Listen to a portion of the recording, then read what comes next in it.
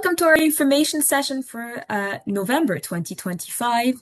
So this is the information session particularly regarding the intake that will happen between 2026 and 2028.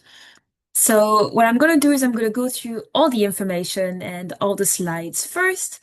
You're very much welcome to put any questions you have in the chat. And then at the end, I will answer all of your questions on the chat. And if anyone wants to unmute themselves and ask them in person as well, you're very much welcome to at the end. So just a little reminder, if you didn't know, the EMILDAI program, so the European Master in Law, Data and AI, is currently co-funded by the European Union as part of the Erasmus Mundus Joint Masters Initiative, which allows us to have a certain amount of funding, which allows us to organize particular activities and offer certain discounts for the program to students and prospective applicants. So currently, this is the team that is providing the program. So our main coordinating university, which is the university that overlooks everything regarding the program, is Dublin City University, based in Ireland, which is where I'm based, and most of the team is. And then we have our partner universities, which provide certain classes, study tracks, and other services to the program. So our partner universities are Avignon Université in the south of France, Erasmus University of Rotterdam in the north of the Netherlands, Universidad de León in the center of Spain, FGV, which is based in Rio de Janeiro in Brazil, and finally Università di Pisa in Italy, which is, if you're familiar with Italy, very close to Florence. So let me show you the structure of the program and how it works, because that's a lot of universities. So how does it work? The way the EMILDAI program is organized is it's organized by what we call streams. So we have a law stream and a computing stream.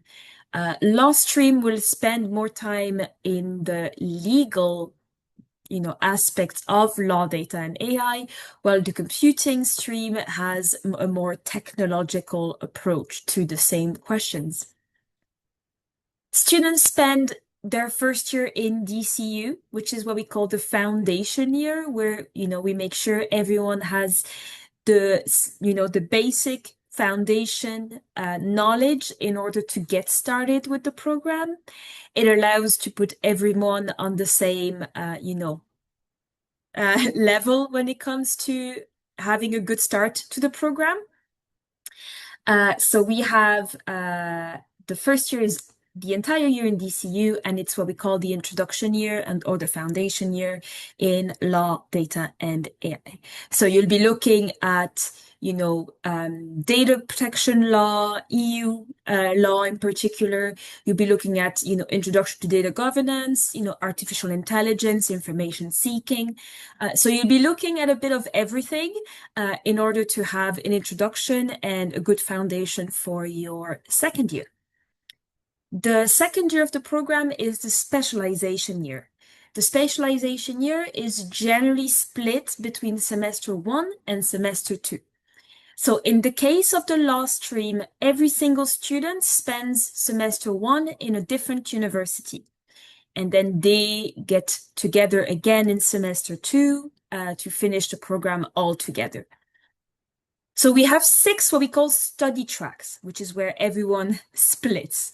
So the first study track is in Avignon and is specialized in data governance and compliance.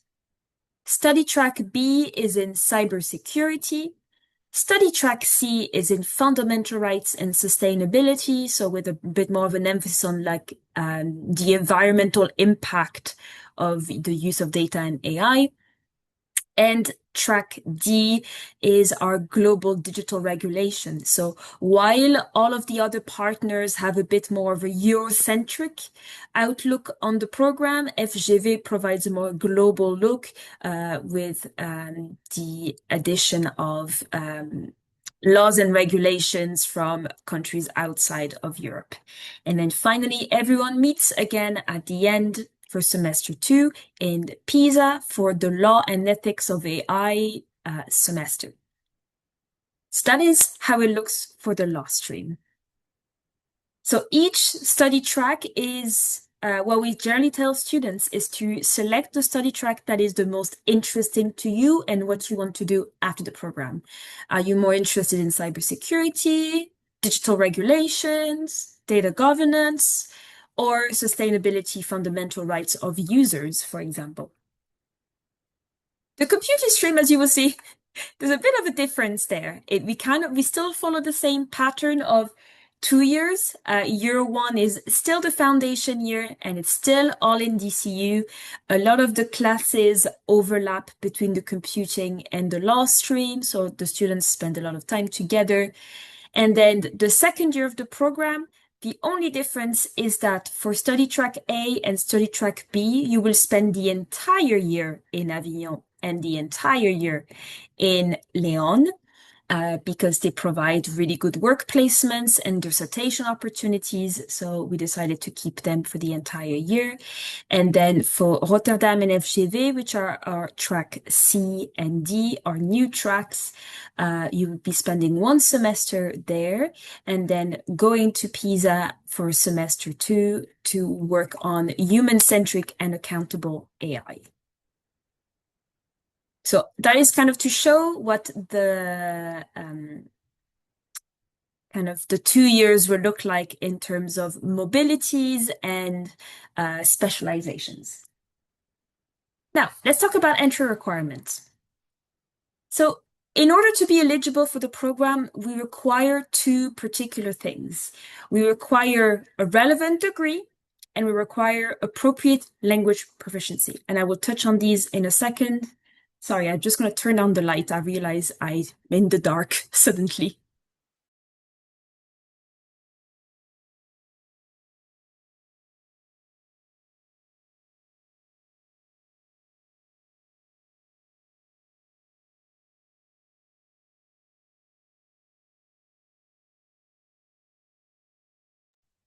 Sorry about that. It was sunny earlier and now it's cloudy in Ireland. So I just opened the curtains. So that's what our basic requirements are: relevant degree and appropriate language. For the language, I'm going to touch on it in a second because it's a bit more, it depends on your study track. But first, let's go through the relevant degree. So the relevant degree requirement depends on the stream. So if you are interested in the computing stream, you need to have a qualification, so a primary degree, a bachelor's degree, licence. I'm trying to think of how it's called in different bachelors. That's what it's called in other places. So you need a qualification in topics or in areas such as computer science, computing, computer applications, computer engineering. Engineering as well is accepted with computing modules as part of your engineering degree. So yeah, anything that has computing credits or computing classes will be considered as a degree for the computing stream. You will be required to have what we call a 2.2. So 2.2 is the Irish grading system. A 2.2 is 50% and above. So that is the required minimum grade to be eligible for the master's in the computing stream. So 50% and above. Then for the law stream, it's similar as well. You need to have qualifications or primary degree in law or in another degree that has law components. So if you have a degree in economics, in political science, international relations, we've had some candidates who've emailed us with degrees in sociology and anthropology. As long as you have law credits, you will be considered for the law stream. Just keep in mind that the University of Pisa requires a minimum of 30 credits in law. If you have, if you have less than 30 credits in law, you might not be considered. We have what we call a policy of recognition of prior learning policy, which means that if you have professional experience, it can be turned into credits. But that is a very specific case. So what I would say is if you have less than 30 credits in law, but you have professional experience or external certifications, I would recommend you email our team and we can tell you if you're eligible for this policy. So 2.1 as well, so we require a minimum grade of a 2.1 in the Irish system. So in percentage, it is a minimum of 60% result. So you need 60% as your final grade for your degree in order to be eligible for the law stream. If you go into our FAQ, you will see those percentages again if you are not sure anymore. So this is the relevant degree criteria. It is, again, rather flexible as long as you have some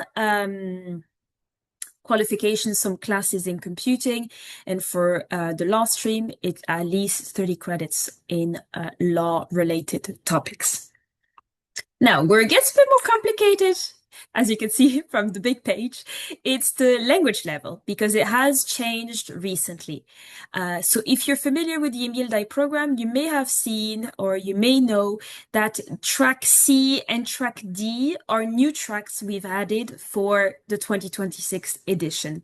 These tracks are completely new, which means a lot of our website and materials have had to change.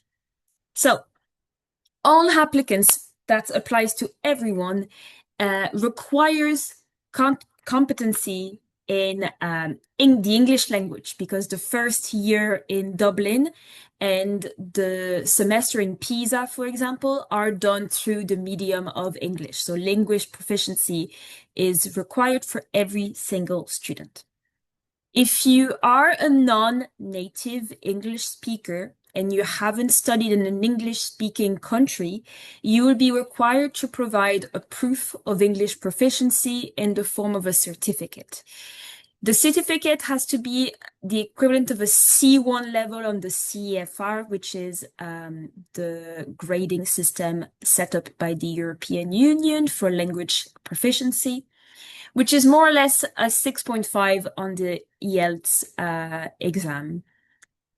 We have a long list of certificates we accept as part of the English language requirement. The full list is available again on our FAQ on the website. We'll have a look at it at the end of this presentation if anyone wants to go through that. So that is for every single student. Then, if you are interested in study track A, which is a data governance track, which is organized by Avignon Université, classes will be in French. And therefore, we will require, as well as an English proficiency, we will require a French proficiency. For the French proficiency, officially, Avignon needs you to start the semester with a C1 on the CFR level, which means that when looking at applications, we accept candidates with a B1 and a B2, as long as you are able to improve your French during the year in Dublin. So if you have slightly lower than a C1, you can still be considered for that study track. So you will have to provide a proficiency as well for French. So if you're a native, that's easy enough. You can submit a photo of an identification document that proves you are a native, or you can provide a certification as well. And for those certifications, we're a lot more flexible. We don't have a list of accepted certifications. All of them are accepted. The same happens with study track B, which is our cybersecurity track, organized by Universidad de León in Spain. Classes there will be in Spanish, so in the local language as well. And you will be required to provide a proof of a Spanish proficiency.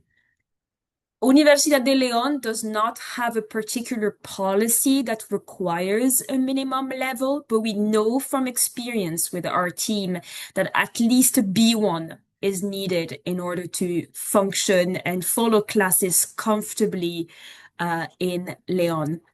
So that's what we will then require as part of the applications. I will go through the FAQ briefly at the end to go over these in a bit more depth, as I know these are these are common questions that we get. Sorry about that. And then for PISA, for Erasmus University of Rotterdam, Università di Pisa and FGV, all these three universities are doing their classes through the medium of English. So if you're interested in track C and track D, you do not need to provide another proof of language proficiency. The English one is enough.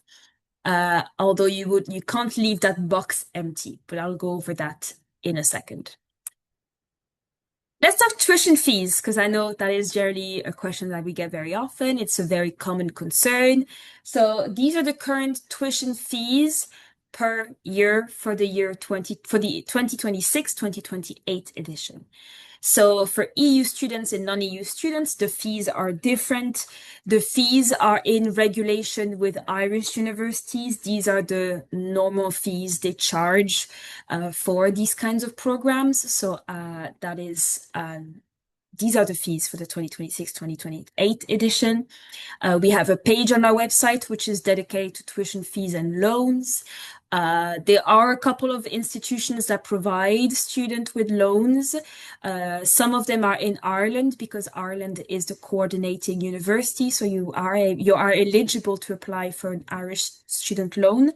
And there are some Erasmus specific loans for students as part of the Erasmus Mundus group, but you will have to, the information about those are on the European Union websites. So while those fees I know can be very high, I know that for Irish people, these are normal figures, but for other countries, these can be very, very high, and we're aware of that. So we organize every year funds, scholarships, waivers, discounts. We call them different things depending on what is available. So this year, they're more in the form of discounts and waivers. So these are what we offer for applicants this year. So we are offering partial fee waivers. So a partial fee waiver means we are covering for the fees of one of the 2 years. Generally, what we do is we covered for the tuition fees of the second year of the program, which means you pretty much get a 50% discount on the overall program. This partial fee waiver is, I think we are offering 20 partial fee waivers for the 2026-2028 edition. Sorry, I lost my train of thought there. For 2026-2028 edition, we're offering 20 partial fee waivers. That's what I was going for. So the only thing is the partial fee waiver is not possible for non-EU students interested in track C and for EU students interested in track D. That's because of some logistical and financial difficulties we have with the fees in those countries. So for these two groups, non-EU interested in track C and EU interested in track D, we're offering what we're calling an EMILDAI Merit Scholarship, which is a €2,000 discount paid every single year for the 2 years of the program to cover part of the fees. So you will be paid €2,000 in the first year and €2,000 in the second year of the master. So which means you either get, if you're EU student, you get a 20% discount, and if you're non-EU, you get 10%. I'll have to confirm those figures, but I think that's what it is. On top of these discounts and funds, we're also still offering a full health insurance for all students. The health insurance, I think, normally would cost 500 to 600 euro per student per year, but but this is still offered to all students for the entirety of the program. Even if you're self-funded students and you did not avail of any funding and discounts, you are still eligible to get the full health insurance.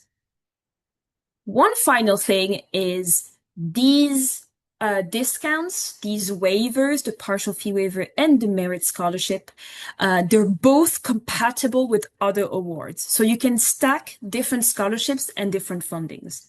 For example, all students are eligible for the Erasmus Plus Mobility Scholarship organized by the EU, which gives you a monthly stipend. So you can stack the waiver with the Erasmus Plus Mobility Scholarship. That scholarship is available for the second year of the program. You can also stack those previously mentioned scholarships with other local awards, governmental awards. I would recommend having a look at scholarships offered by DCU, which is the coordinator, or by the Irish government or other local governments, as they generally run funds for international students to come and study, especially in areas of technology. And the sun came out again. This is typical Ireland. You never know if it's going to be sunny or cloudy, but you know what? We'll roll. Okay. So the EMILDAI program, is more than just a master's, which is also why our fees are very high. We are an all-rounded program that encapsulates classes. So you go to your classes, you have your specialization and your foundation classes, but on top of that, you have many other opportunities throughout the program. First of all, we run events and weekly seminars with industry and institution representatives. These events are generally very important for networking. It's also a great opportunity to get some free coffee and free food because we always provide refreshments to these events. It's also, great for networking as well. So we're always having these opportunities. We also partner with organizations such as Meta, DataGuard. We've worked recently with IAPP. We've actually been working with IAPP for a while for various events and conferences. And a lot of students have managed to get funding in order to travel to those. So it's been very exciting opportunities, which are exclusively for EMILDAI students because we have partnerships with those organizations, especially to get those fundings. We had 8 students funded to go to Brussels last week to go to the IAPP conference. That was very exciting.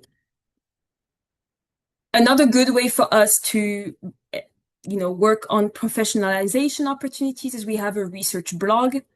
We also have a podcast, in particular with the Law and Tech Research Cluster, which allows students to, first of all, be elected to be a blog editor or to write articles that will be published on a platform that gets a lot of traction.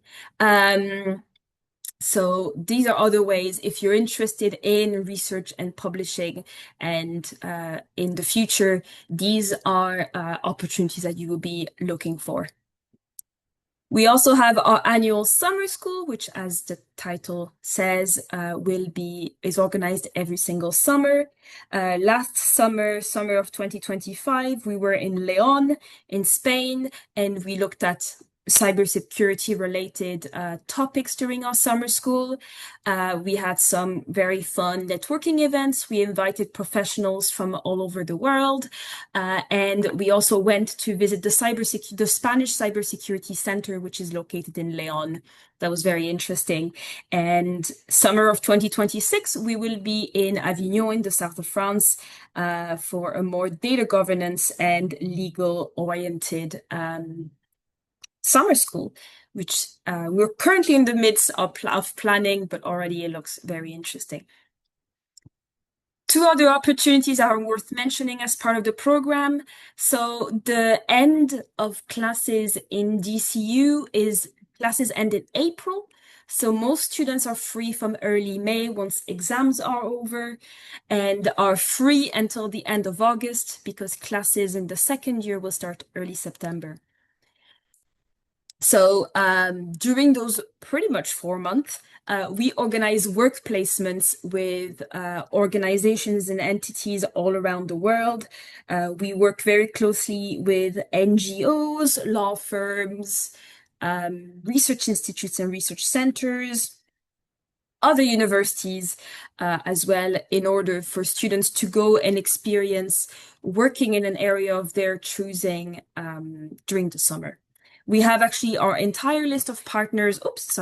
Our entire list of partners is currently on our website. So you can see who's currently a partner for placements in particular. Finally, during the second year of the program, as part of most of the streams, you have the possibility to do an internship, which is credit bearing and allows students to discover maybe another side of the industry. For example, some students in computing in Avignon went to work for Airbus, which is the plane company. And it was very interesting for them to work in the more computing, data engineering side of the company. So these are some of the various examples of professional opportunities we provide as part of the program, thanks to our various collaborators and partners. So now that we've touched on, I think, a lot of the pillar and important information for this information session, I'm going to move on to the selection process.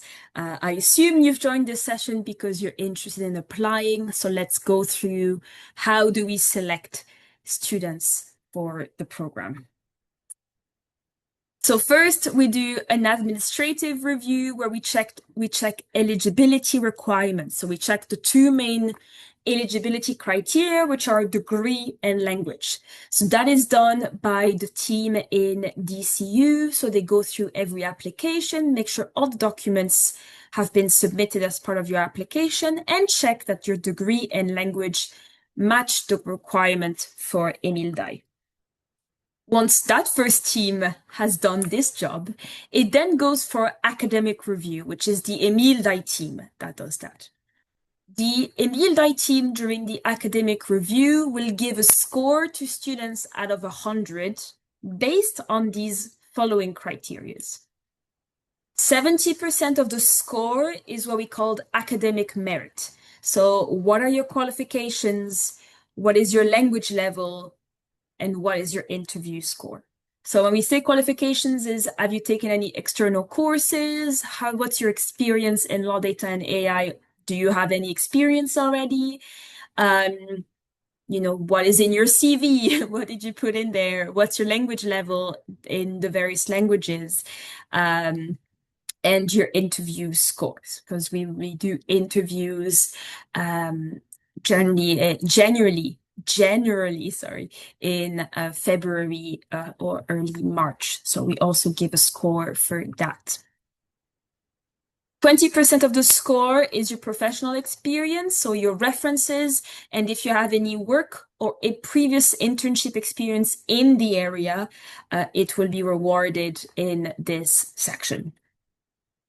And finally, the final 10% are dedicated to your personal statement.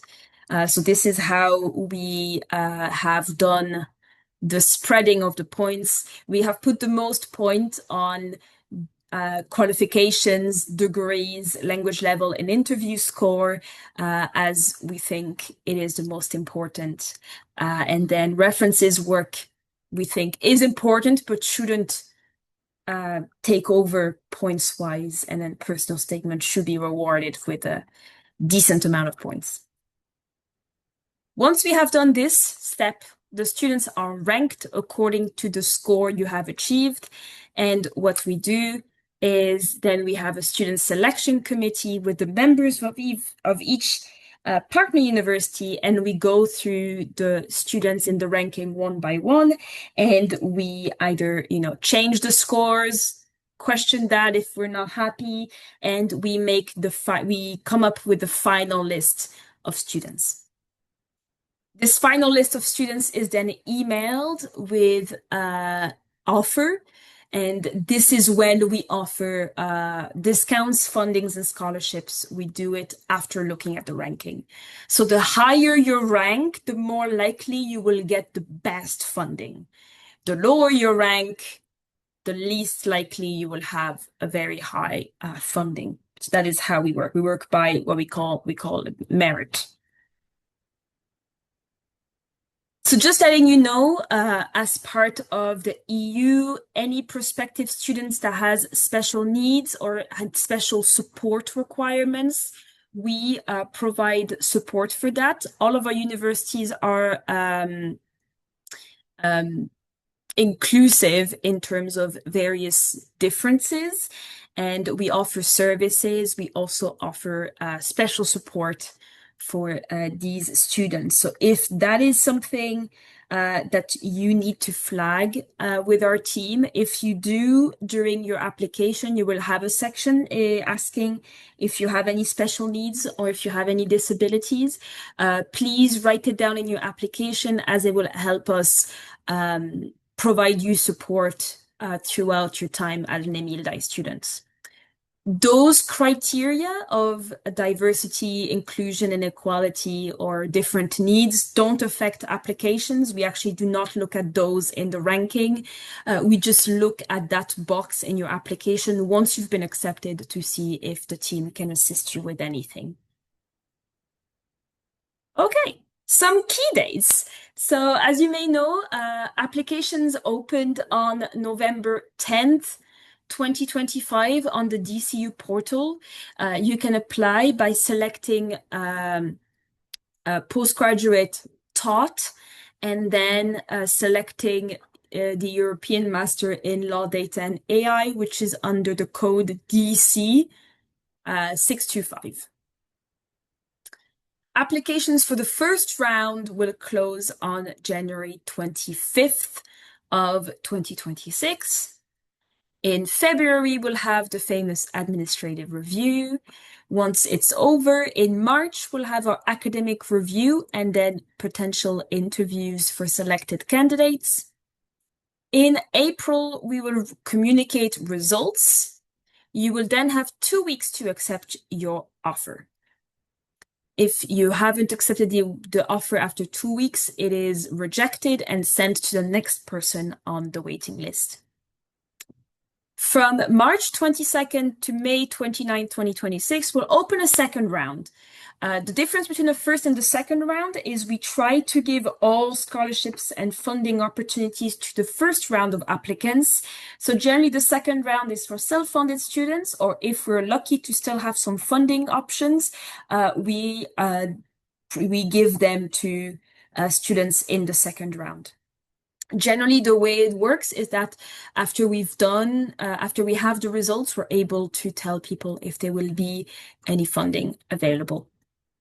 And finally, for everyone, the first day of class will be the 1st of September 2026, which is the first day of our welcome week. So, in conclusion, if you want to apply for the EMILDAI program, you have a degree in law, computer science. I wrote computer science twice. In law, computer science, computing, or similar subject. If you speak English and French for track A and track B, and if you have a passion and an interest in law, data, and AI, EMILDAI is definitely the program for you. So just to recap, what do I need to put in my application? You will need a passport or proof of identification. You will need your diplomas and transcripts in English. So if they're not in English, you will have to get them translated.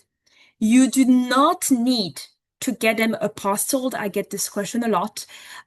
We do not have this requirement as part of DCU for documents to be apostilled. They just need to be translated by a certified translator, and you need to be able to put their certification when they do the translation, they have to put their registration code as a translator. You will need evidence of language. So you will need to put your evidence of English and Spanish or French for track A and B.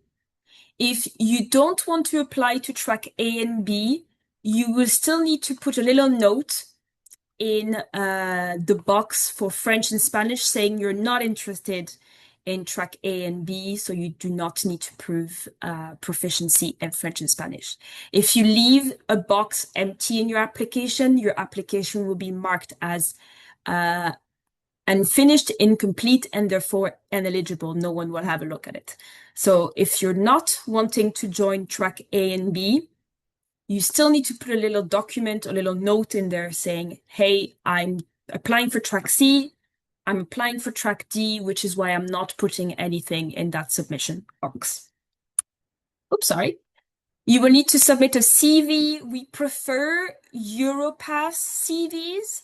But if you don't have a Europass CV, you have a CV with a different format. We also accept them. And you won't be marked negatively if it's not a Europass CV.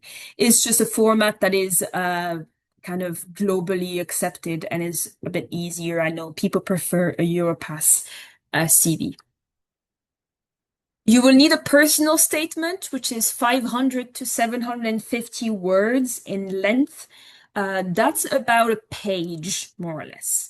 That would be my advice. The personal statement needs to be personal. Do not use AI. We have a tool that allows us to see if it was AI generated or not.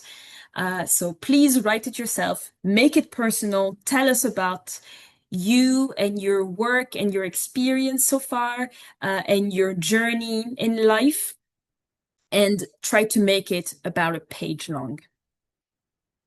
And finally, we'll need the email addresses of 2 referees. We prefer one academic and one professional referee.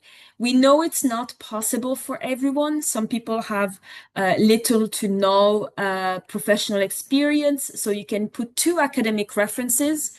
And if you have not been in an academic setting in a really long time, you can put 2 professional references. We're not too strict on this one. It's just better if we get a range of options. Okay. I mentioned the EMILDAI website a couple of times. I would highly recommend you go and check because we have a lot of information on the website, much more information that I've shared today. So if you have any doubts, please check the website because the answer might already be in there. And then if the answer is not on the website, please email us at info-emildai@dcu.ie and someone from our team will be able to answer. Also, you can follow us on our various social media channels. We are on YouTube, where I will post a recording of this video at the end of the session. We are on LinkedIn, Instagram, X, Facebook, and recently we've also added Blue Sky, so you can follow us on those platforms. Okay, that was a lot of talking. So now I'm going to take a water break for a second, and then I'm going to look at the questions in the chat first.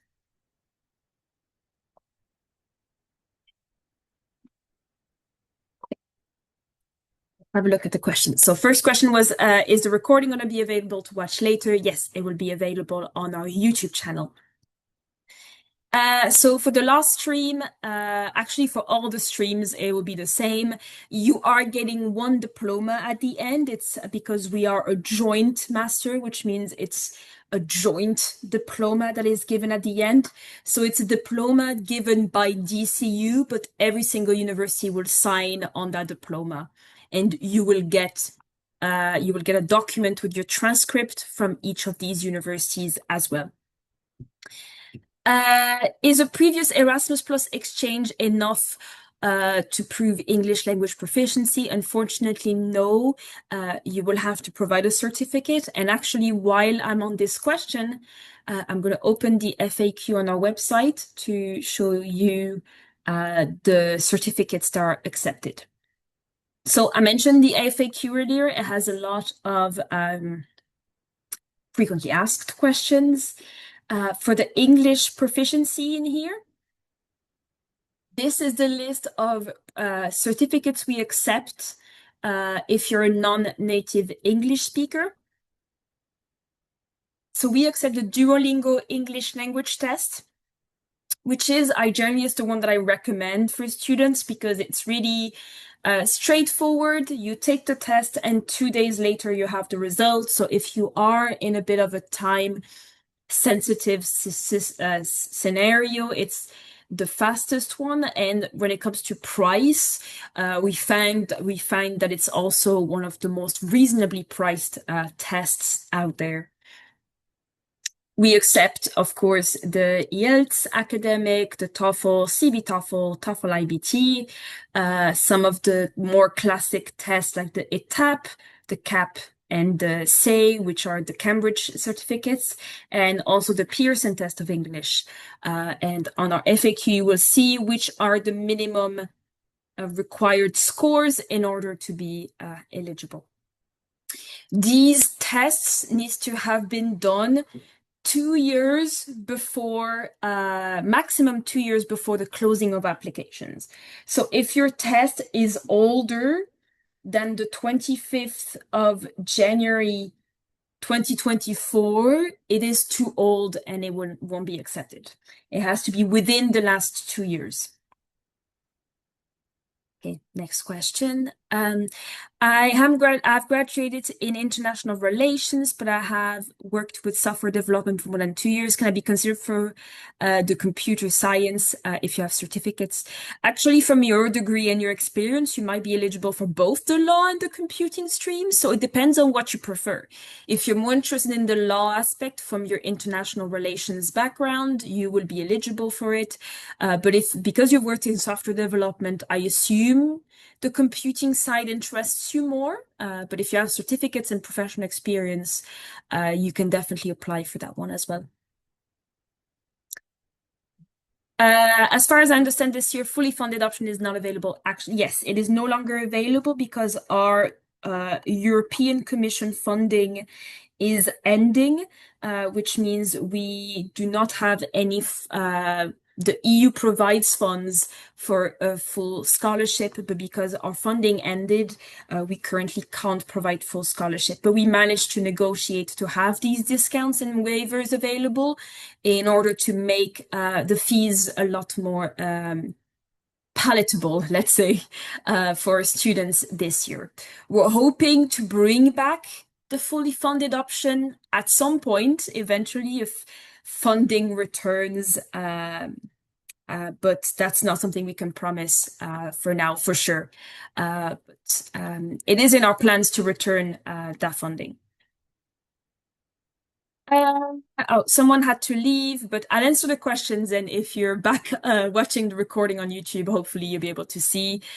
So I am from a bilingual country, Cameroon, but I did my studies in English. Do I still need proof of English language proficiency for bilingual countries? If English is one of your main language, or Cameroon, if I'm correct, I think you will be considered, you will be okay for English. You can be marked as native. If you have done, for example, your primary diploma, so your primary school or secondary school diplomas in English, you can submit those as your proof of English, and that will mark you as a native. I'm interested in cybersecurity track that requires Spanish. Can I present proof of Spanish proficiency while already taking the first year of the program? No, every single document has to be sent before the closing of applications. If you left any of the boxes in your application empty, the application will be marked as incomplete and it will be basically thrown in the bin and no one will have a look at it. So you need to be very good with submitting all of your documents. You are lucky though for Spanish, for example, so if you're Spanish native speaker, you can prove this through identification. If you have a degree to the medium of Spanish, you can provide a certificate, or you can provide a certificate of Spanish if you're non-native as well, or we also accept an explanation of how you know Spanish, which is a letter in Spanish that details your current endeavors to learn Spanish, for example. So that's something we accept and you can do. Is there a preference for the partial fee waivers if you previously highlighted as a widening participation student at your previous institution?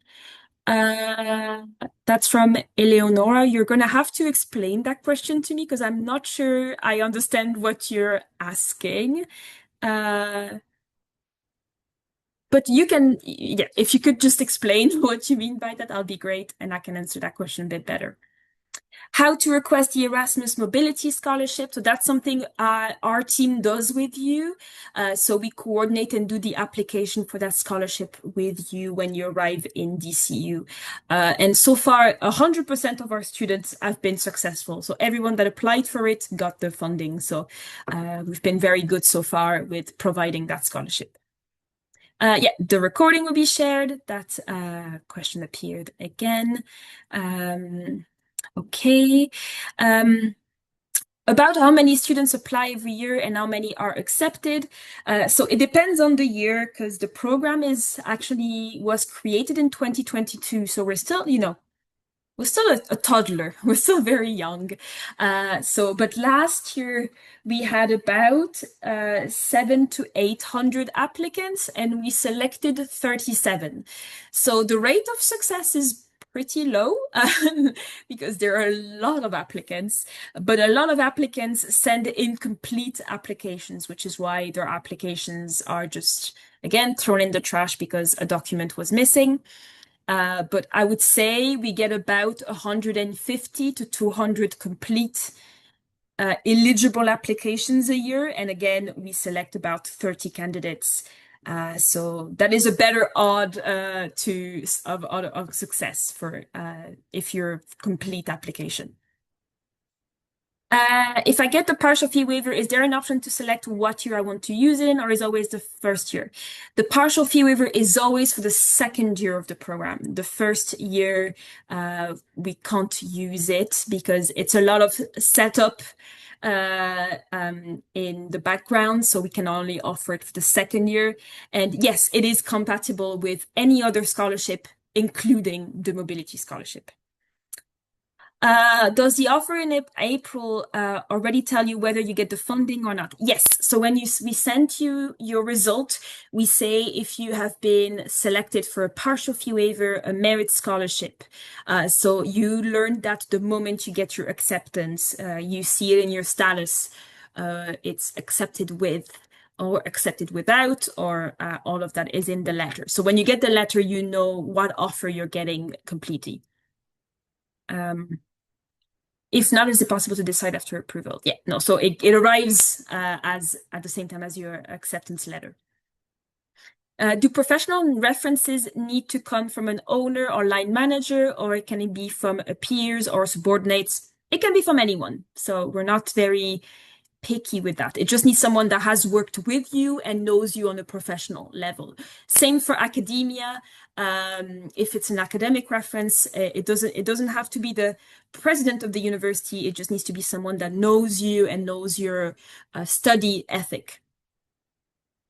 Can you tell us something about the approval percentage? How many people will be admitted and how many people apply?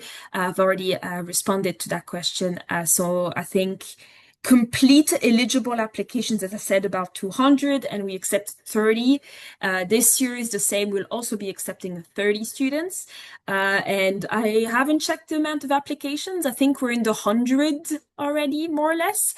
But we've only been open for 2 weeks, so we still have a bit of time. Do the universities provide for housing? So we have an agreement with Dublin City University to provide student accommodation to all EMILDAI students. We have a similar agreement with the other universities, but generally students like to share apartments in the other universities because they've been friends and they want to stay together. And in DCU, what we do is we put all EMILDAI students in the same building, or we try as best as we can. But in the other universities, they can't guarantee that. So you might be in a different accommodation or a different building. So generally they like to share a house or share an apartment together. But you always have the option of university housing if anything fails. Do we accept IELTS retake? Yes, as long as it's in the correct time branch. As I was saying, it has to be within 2 years of applying. When applying, do we have to choose a track we are interested in at the moment? You don't have to. You can submit your application without specifying your track. However, I would recommend if you have a particular interest in a certain track to mention it in your personal statement. Again, it's completely optional, but you generally we ask for it. If there's none, we'll just put you. We'll discuss it with you in the interview, and then we will put you where there is space. For example, if there's a number limit that's a bit difficult to reach. The TOEFL IBT Home Edition is accepted. I think we only accept the regular TOEFL IBT. So any of the different ones, I don't think they're eligible. But if you're not sure, please email the team and we can double check that. Is the next edition starting in 2028 or does a new edition start every year? A new edition starts every single year. So this call of application is for the 2026-2028 edition. There will be a 2027-2029 edition, a 2028. So yeah, every year we have a new group of students arriving in Dublin. At the time of application, should we only provide the references' email addresses? Yes, exactly. So on your application form, you will have to enter your referees. It's called contact details. Contact detail being their email address. And what we do is when you submit your application, we get in touch with them directly through our platform and ask them to type in the reference on the platform directly. So that's how it works. Sometimes there are glitches. It can happen. It's like any technology. It's not foolproof, especially when there's hundreds of applications. So if you have any issues with that, or if you're looking at the deadline and your referee still hasn't uploaded anything, please contact the team and we have a system to submit references on your behalf. It's a bit of a back road. It's a bit annoying, but we can do this in cases where it's not working. From what I gathered from the website, we should register in the DCU website to upload all the documents, but when selecting the program which we're interested, I didn't see the option of EMILDAI. Is it possible to check the website to see if I'm doing anything wrong? So it should be in postgraduate taught, and then DC 625. So I'm just going to put it there. Hold on, I want to reply. So it's under, just so that it's in the chat and people can look at it. It's under postgraduate, oops, 5. And then it's DC 625, European Master. If you're looking at postgraduate research, for example, you won't see EMILDAI. So you have to look at postgraduate taught. If you still can't see it for any reason, please email our team with a screenshot and we can have a look at what's the issue here. Sometimes, again, glitches happen. Are we asking for scholarship when applying by checking a box? No, every single applicant is eligible for the scholarship. Again, we provide them in terms of merit. So even if your application doesn't mention scholarship, but you got a really, really high score, you will be offered a scholarship. If I don't get accepted, can I apply for the next edition of the program? Absolutely. You can apply as many times as you want. So if you want to apply again next year or the year after, if you're not successful, you can. We have students that are currently in the program who got in on their second or third attempt. So don't give up. How does, oops, sorry, I think I missed. I think I accidentally went too far back. Okay, now I'm back on track. If I'm a native Spanish speaker, what should the MS document contain? You can just write, I am a Spanish speaker. I'm a Spanish native speaker, or you can put a photo of your ID. For example, if you are from Mexico, for example, you can put the photo of your Mexican passport, and we will say, okay, well, that's easy. She's a native. I realize I'm thinking very far ahead, but are students generally able to work part-time? Yes, that's something all students are able to do. Most of our students actually work part-time. We have organized a timetable, especially in DCU, so that students can work part-time while doing EMILDAI. So I think most of them have a part-time job during the first year of the program. The second year of the program, it depends where you are going. But because most students have the partial fee waiver and the mobility scholarship, it makes the second year a lot easier. My diplomas and transcripts are translated into English by an Education USA officer affiliated to the US Department of State. That will be accepted, yeah, as long as it has that proof of it's proof that it's done by then. How does housing works? Does student have to pay anything when it's provided by DCU? Yes, there is a discounted fee because it's provided by the university, but you will be paying for your own accommodation. We just reserve the accommodations because normally students have to go through a lottery system. Where basically students are picked out of a box saying, oh, they can get a room, they can get a room. For EMILDAI students, you all are reserved a room, and then you can take it or leave it, and then it has a discount because it's for students, but you will still have to pay for it. Does the law track include some technical courses containing math and programming? Actually, you guys can have a look on the program on our website. So if you go into law stream or computer stream, you can go and have a look at the classes. So for example, the first semester of the law stream, you are doing mostly legal classes. So you have legal and socio-legal research skills and data protection law. But in the second semester, the artificial intelligence, information and information seeking is a computing class, and you will be doing some very light coding, but it's meant for legal students, so it is very much doable. So you will have some computing classes in the second semester. And it's the same for computing students. You will have law classes, but made for computing students as well.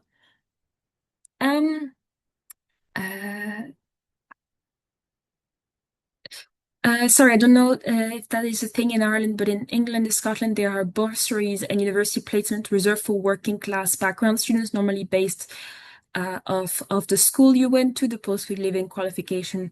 Yes, there is something similar in Ireland. It's not exactly the same, but it's called the Susie grant. And it's kind of it's a student grant that helps students in education in Ireland. So yeah, for example, you can say I'm an applicant and I'm interested in, looking for, I don't know, information interested in, what does it say? Yeah, I'm not sure. Hold on. So about grants, they used to be, hold on, I'm trying to see. There used to be, is it the eligibility indicator? Yes. So you can go into this, you enter your information, and they tell you if you're eligible for a grant or not. And it's an Irish grant. So yeah, they ask you where you're from, and then you have to answer a couple questions. It is based on salary.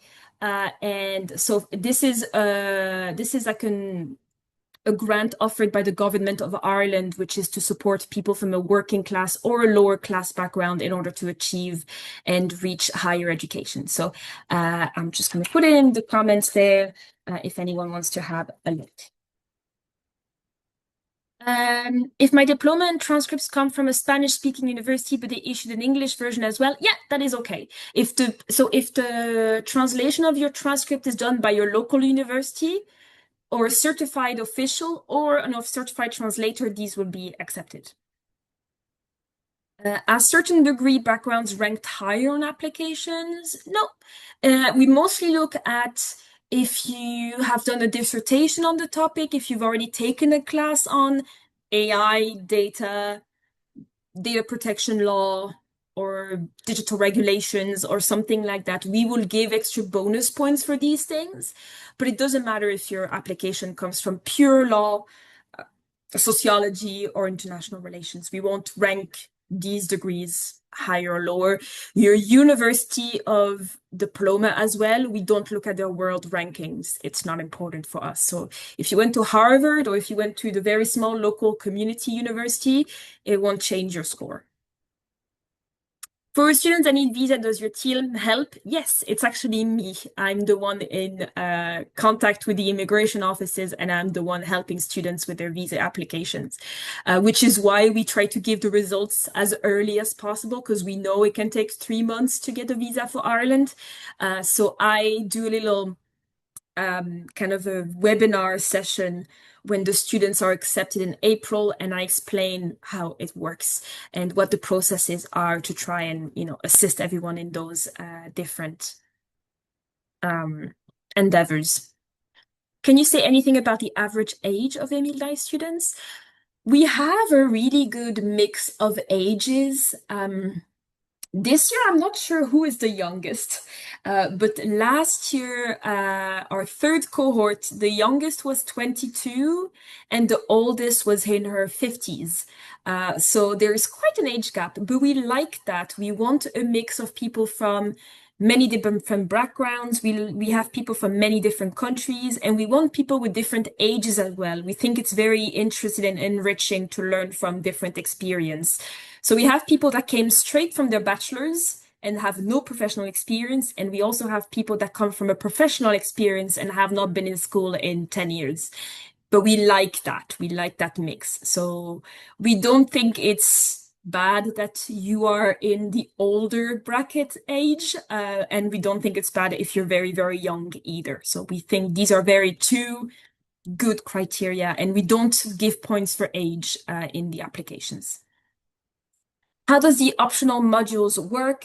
So these are offered depending on your needs. So for example, if you want to go to France and you have a B2 or B1, so you're missing a couple of classes in order to be closer to a C1, we will register you for French classes that are offered by DCU.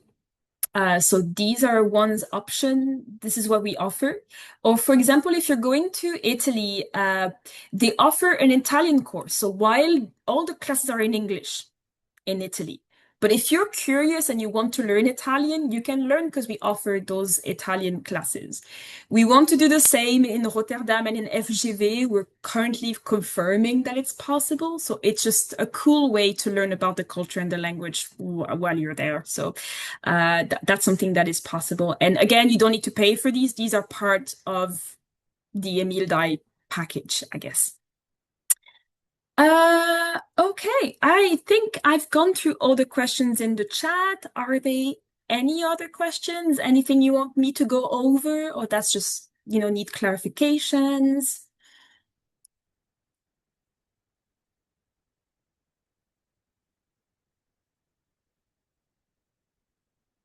Okay. I don't think there are any more. Oh, never mind. Did the program pay for the mobility within semesters? No. So for your mobility, so you going from one university to another, we don't have a fund for that, but you can get that, what we call it. The Erasmus Mobility Scholarship gives a mobility fund for you to travel as well. So that's something all students are eligible for. So that helps with that moving abroad part of the program. So yeah, that's why it's called I think that's why it's called the mobility, because it's the idea is that it helps you move throughout your program. Any final tips? Don't use AI in your application. Once again, it's very obvious when applicants use AI. And honestly, we like students that are just different and unique and have a really strong passion and interest. And yeah, we want your profile to stand out. So if you have done anything special in your life, if you've done and you've been a volunteer, or if you have done something unique in your CV, or have traveled and you've worked abroad, or you haven't worked but you studied a lot and you've already published an article, anything that makes you different and unique, please put it in your CV. We always appreciate, and it's always also makes you more memorable, so we tend to look over those applications a bit more.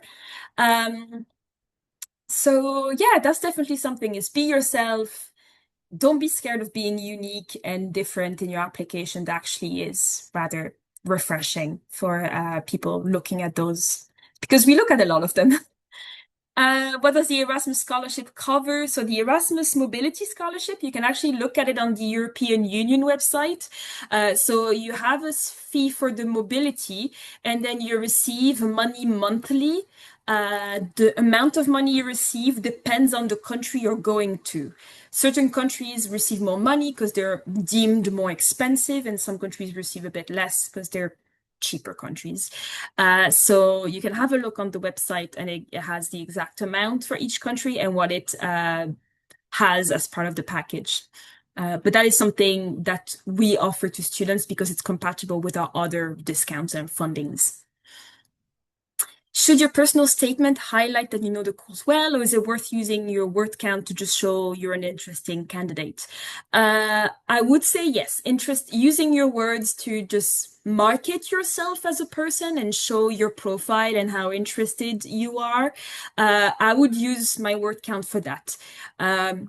We assume that you guys know the program. So even if you mention, if you want to mention a couple of the classes you're excited about, that's fine. But you won't get more points for that. You'll get more points for having a well-written, unique personal statement.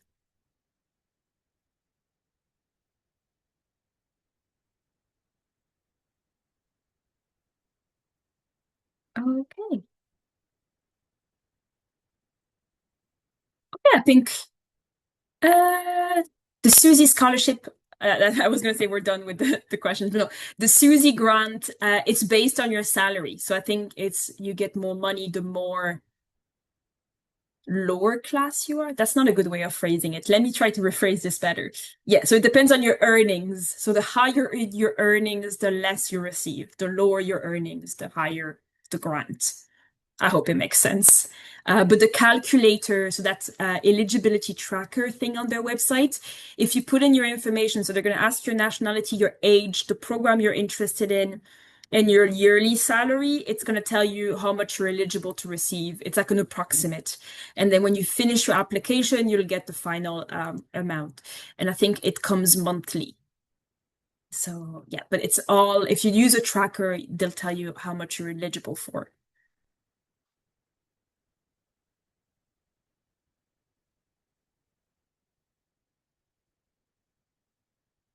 Okay, I